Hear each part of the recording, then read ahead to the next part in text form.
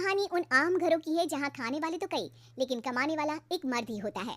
बावजूद इसके उससे उम्मीदें कम नहीं होती। देखिए जी, सामने वाले वर्मा जी कैसी अच्छी तरह से सफाई करते हैं छुट्टी वाले दिन अपने घर की, और एक आप हैं। अरे यार, उनके पास कार है, ऑफिस पास में है और हफ्ते में 2 दिन की छुट्टी होती है, तो फर्क तो पड़ता है ना। मेरी तो शादी ही गलत हो गई। अरे कोई मस्त लड़का मिलता, कमाता भी, घुमाता भी, घर के कामों में भी मदद करता, लेकिन नहीं जी, हमारे वाले को तो कमाने से फुर्सत ही नहीं, और कमाई भी ऐसी कि कोई जरूरत पूरी ही नहीं हो रही है। सुनील बेचारा शीना को देखकर सोचता है कि शीना सही कह रही है। देखने में सुंदर है, घर का सारा काम कर लेती है, उसे तो कोई भी अच्छा लड़का मिल सकता था। क्या सोच रहे हैं? भागने का इरादा तो नहीं है? अरे नहीं मेरी प्यारी बीबी, मैं तो नहीं, पर डर है कि तुम नहीं कहीं भाग जाओ मुझे छोड़कर। शीला सुनील के मुंह से प्यार भरी बात सुनकर मुस्कुराती है। आप भी ना। सुनील एक दिन ऑफिस से घर आता है कि तभी शीना कहती है, सुनिए जी, वो मेरी सहेली आई थी, सारा दिन वो लोग यहीं थे, अब जा रही थी तो मैंने कहा नहीं नहीं, मेरे पति छोड़ आएंगे ना तुम्हें, तो रोक लिया मैंने। सुनील थोड़ी देर कुछ सोचता है, फिर कहता है, ठीक है, मैं कपड़े चेंज करके आता हूँ। अरे तेरे पति को तो लग रहा है कि अच्छा नहीं लगा। अरे नहीं नहीं, ऐसी कोई बात नहीं है, रुको मैं अभी उन्हें घर के कपड़े देकर आती हूँ।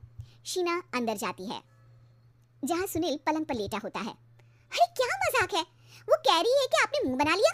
सही तो कह रही है, सुबह से अब ऑफिस से लौटा हूँ, एक कप चाय का तो पूछा नहीं। 20 किलोमीटर जाओ और आओ, और फिर कल उसी टाइम पर ऑफिस। अरे यार, मुझे गाड़ी चलानी आती ना तो बोलती भी नहीं आपको, और कौन सा रिक्शा खींच कर जाना है आपको। सुनील अब क्या बोलता। रात देर से आता है और सो जाता है।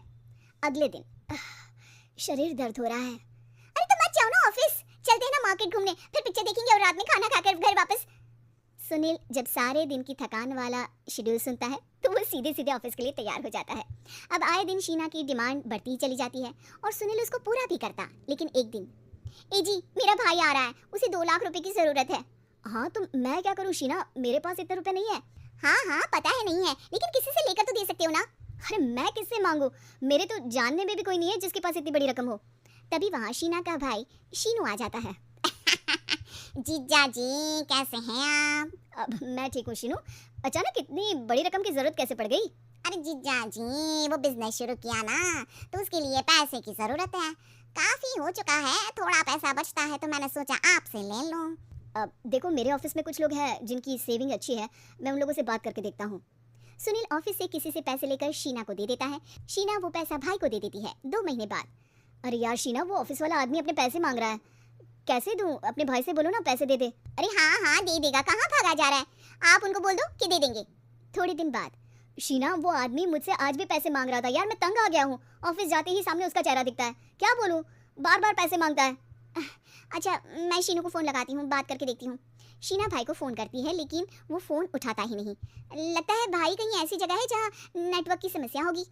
सुनील अगले दिन दोपहर को ही घर आ जाता है, उसका चेहरा उतरा और परेशान सा होता है, वो रोने लगता है।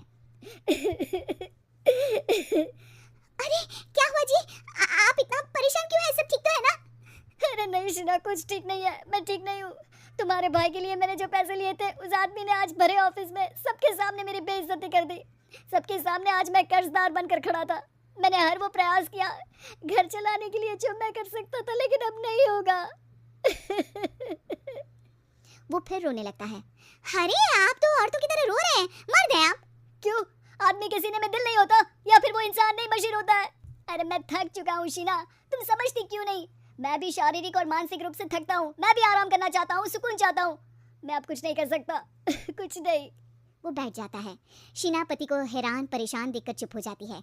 अगले दिन, सुनिए ये लीजिए 2 लाख रुपये, उस आदमी को दे दीजिए और बोल दीजिए कि आज के बाद किसी को पैसे के लिए बेइज्जत ना करे। सुनील पैसे देखकर राहत की सांस लेता है। अरे शीना, तुमने तो मेरा बहुत बड़ा काम कर दिया, अब मैं शान से ऑफिस जा सकता हूँ, लेकिन ये पैसे आए कहाँ से? ये पैसे मैंने अपने गहनों को गिरवी रख कर लिया है। तुम ठीक रहो, निश्चिंत रहो, मैं बस यही चाहती हूँ। मुझे माफ़ करना, पर अब मैं समझ चुकी हूँ कि मर्द को भी दर्द होता है।